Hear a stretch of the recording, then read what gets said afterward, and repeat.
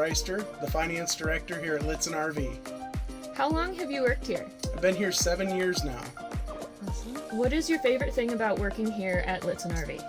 My favorite thing about working here at Lichtsinn RV is the coworkers, but also the guests we get to meet from all over the country. It makes my job a lot of fun. If you went on a week-long RV trip, where would you go?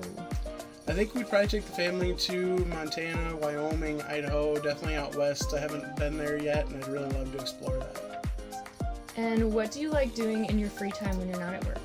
I enjoy spending time with my family. We've got 2 boys, my wife, and whether it's going on adventures up to Wisconsin or just hanging out around home working on projects, as long as we're spending time together, that's what we enjoy.